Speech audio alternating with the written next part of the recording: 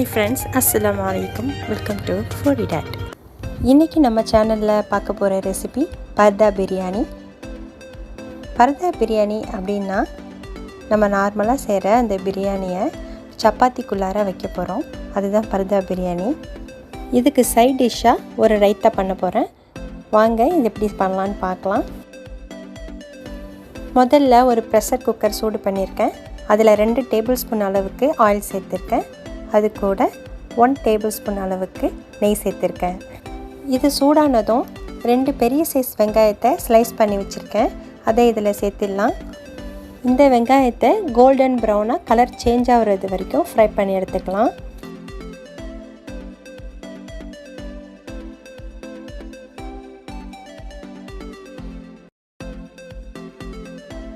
இந்த அளவுக்கு ஃப்ரை பண்ணால் போதும். இதுக்கு மேலே இருந்துச்சுன்னா கருகிடும். இதில் கொஞ்சம் எடுத்து தனியாக வச்சிடலாம். ஏன்னா லாஸ்ட்டில் நம்ம கார்னிஷ் பண்ணுறதுக்கு யூஸ் பண்ணிக்கலாம். மீதி இருக்கிற ஃப்ரைடு ஆனியனோட நம்ம கழுவி சுத்தம் பண்ணி வச்சுருக்கிற 1/2 kg மட்டன் இதில் சேர்த்துறேன். இந்த மட்டனோட கலர் சேஞ்ச் ஆகிறது வரைக்கும் ஒரு 2 நிமிஷத்துக்கு வதக்கிக்கலாம். இப்போ இதுக்கு தேவையான மசாலாவெல்லாம் சேர்க்க போகிறோம். 1 டேபிள் ஸ்பூன் இஞ்சி பூண்டு பேஸ்ட்டு, ஒரு மீடியம் சைஸ் தக்காளி, 3 பச்சை மிளகாய், 1 டீஸ்பூன் மிளகாய்த்தூள், 1 டீஸ்பூன் மல்லித்தூள், 1 டீஸ்பூன் சீரகத்தூள், 1 டீஸ்பூன் பிரியாணி மசாலா. நீங்கள் கடையில் வாங்கினதாக இருந்தாலும் ஓகே, இல்லை வீட்டில் நீங்களே பண்ணுறதா இருந்தாலும் ஓகே. 1/2 டீஸ்பூன் மஞ்சள் தூள், 1/2 டீஸ்பூன் மிளகுத்தூள். அதுக்கப்புறம் நமக்கு தேவையான அளவு உப்பு சேர்த்துக்கலாம். அதுக்கப்புறம் 1 கப் தயிர் சேர்த்துக்கிறேன். அவ்வளோதான். இப்போ இதை நல்லா மிக்ஸ் பண்ணிடலாம். இதில் இருக்கிற வாட்டர் எல்லாம் ட்ரை ஆகிட்டு மேலே எண்ணெய் பிரிஞ்சு வரும். அது வரைக்கும் குக் பண்ணிக்கலாம். அடுப்பை ஹை ஃப்ளேம்லேயே வச்சு குக் பண்ணிக்கலாம். இந்த அளவுக்கு நல்லா எண்ணெய் பிரிஞ்சு வந்ததுக்கப்புறம் இதில் தண்ணி சேர்த்துக்கலாம். நான் 1 கப் தண்ணி சேர்த்துருக்கேன். இப்போது இந்த குக்கரை கவர் பண்ணிவிட்டு ஒரு 4-5 விசில் வைக்க போகிறேன். அதுக்கப்புறம் சிம்மில் ஒரு 15 மினிட்ஸ் வச்சேன்னா மட்டன் நல்லா சாஃப்டாக வந்துடும். இப்போது மட்டன் ரெடி பண்ணியாச்சு. அடுத்தது சப்பாத்திக்கு மாவு பிசைஞ்சிடலாம். இந்த சப்பாத்தி பண்ணுறதுக்கு 2 கப் ஃப்ளார் தேவைப்படும். நான் 1 கப் மைதா, 1 கப் ஆட்டா எடுத்திருக்கேன். அது கூட sugar 1 teaspoon, salt 1 teaspoon, 1 table spoon oil சேர்த்துருக்கேன். நார்மல் குக்கிங் ஆயில் தான். 1/2 டீஸ்பூன் குக்கிங் சோடா சேர்த்துக்கலாம். கூடவே புளிப்பான தயிர் 2 டேபிள் ஸ்பூன் சேர்த்துக்குவோம். அவ்வளோதான். இப்போ எல்லாத்தையும் மிக்ஸ் பண்ணிக்கலாம். இதில் வெதுவெதுப்பான தண்ணியை கொஞ்சம் கொஞ்சமாக சேர்த்து சப்பாத்தி மாவு கன்சிஸ்டன்சியில் பசைஞ்சிக்கலாம். இந்த ஃப்ளோரில் நம்ம ஈஸ்ட்டு சேர்த்து கூட பண்ணலாம். ஈஸ்ட்டு சேர்த்தோன்னா பன்னு மாதிரி அந்த டெக்ஸ்சர் இருக்கும். அதனால் அதை பன் பிரியாணின்னு சொல்கிறாங்க.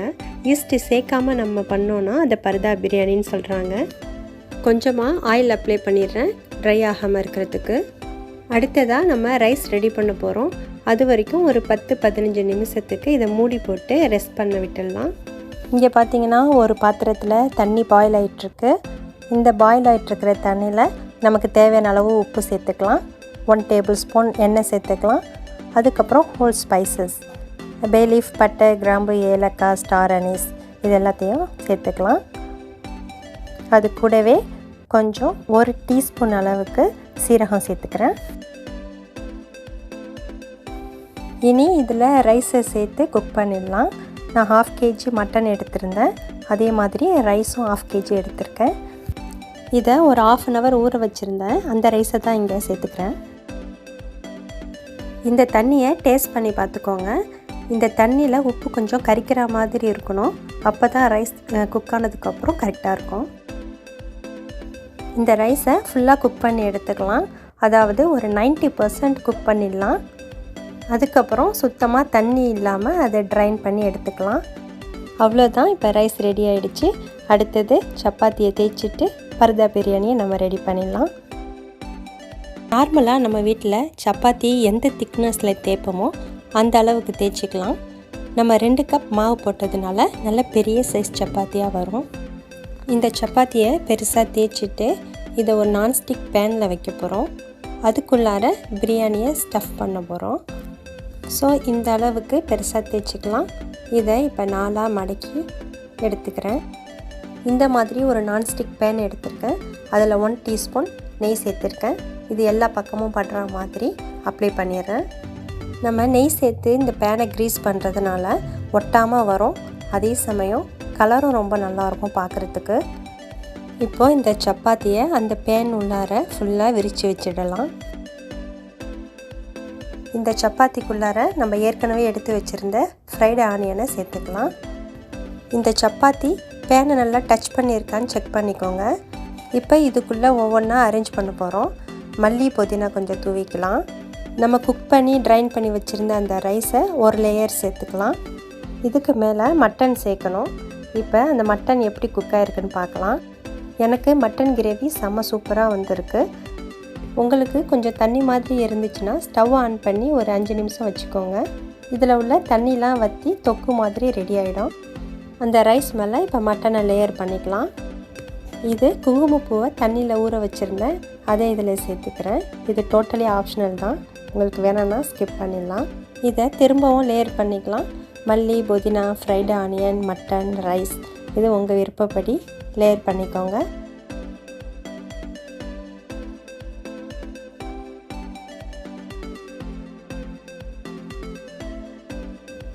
லேயர் பண்ணியாச்சு. இனிமேல் இதை கவர் பண்ணிடலாம்.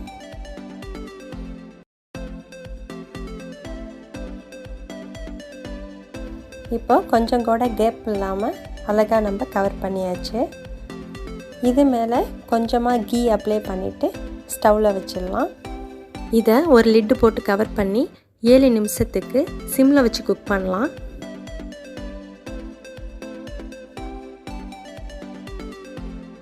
இந்த பேனோட சைடில் எல்லா பக்கமும் நெருப்பில் படுற மாதிரி சுற்றி சுற்றி காமிச்சிக்கோங்க. அப்போ தான் ஈவனாக நல்ல கலர் இருக்கும் பார்க்குறதுக்கு. இப்போ இந்த ஓரங்களில் பார்த்தாலே தெரியுது நல்லா குக்காக இருக்குது. இதை இன்னொரு பேனில் கீ அப்ளை பண்ணி வச்சுருக்கேன், அதில் திருப்பி போட்டுக்கலாம். மாஷா அல்லாஹ் பார்க்க ரொம்ப நல்லா இருக்குது. அதே மாதிரி இந்த சைடும் ஒரு 7 நிமிஷம் குக் பண்ணோன்னா நமக்கு பர்தா பிரியாணி ரெடி ஆகிடும். இந்த பர்தா பிரியாணிக்கு காம்பினேஷன் ஒரு ரைத்தா பண்ணியிருக்கேன். அது எப்படி செய்யலான்னு பார்த்துடலாம் வாங்க. அதுக்கு ஒரு எக்ப்ளாண்ட் எடுத்திருக்கேன். இந்த மாதிரி டார்க் கலராக இருக்கிற கத்திரிக்காய். இந்த கத்திரிக்காவை நெருப்பில் சுட்டி எடுத்துக்க போகிறேன். எல்லா பக்கமும் படுற மாதிரி திருப்பி திருப்பி காட்டிக்கிறேன். கத்திரிக்காய் சூடுபட்டு நல்லா வதங்கிடும். அதுக்கப்புறம் ஸ்டவ் ஆஃப் பண்ணிடலாம். இந்த மாதிரி ஒரு நைஃப் யூஸ் பண்ணி இந்த கத்திரிக்காயோட ஸ்கின் எல்லாத்தையும் ரிமூவ் பண்ணிடலாம். இப்போது இந்த கத்திரிக்காவை நல்லா ஃபைனாக சாப் பண்ணி வச்சுக்கலாம். எனக்கு இந்த கத்திரிக்காய் பார்த்திங்கன்னா உள்ளாரெல்லாம் ஹார்டாக இருக்குது, ஒன்றும் குக் ஆகலை. ஸோ இதை ஒரு பேனில் ட்ரான்ஸ்ஃபர் பண்ணி நல்லா குக் பண்ணி எடுத்துக்கிறேன்.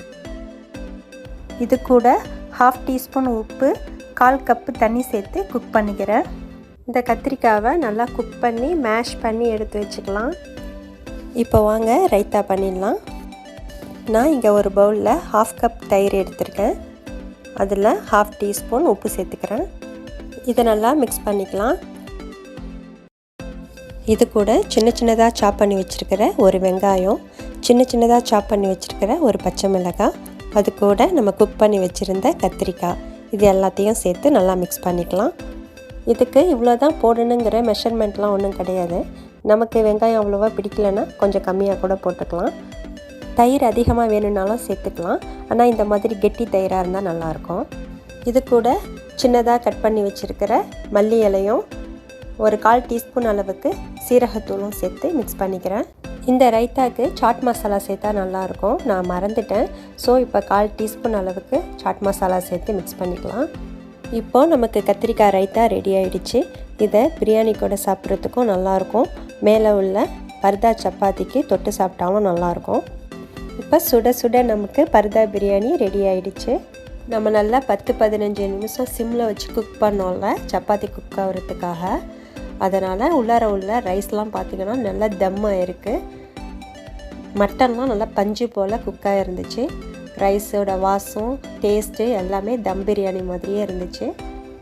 எங்கள் வீட்டில் பிள்ளைங்க எல்லோரும் என்ஜாய் பண்ணி சாப்பிட்டாங்க. நீங்கள் யாரையாவது சர்ப்ரைஸ் பண்ணணும்னு நினச்சிங்கன்னா இந்த ரெசிபி பண்ணலாம். மேலே பார்க்குறதுக்கு ரொட்டி மாதிரி தான் தெரியும். உள்ளே என்ன இருக்குன்னு யாராலையும் கண்டுபிடிக்க முடியாது.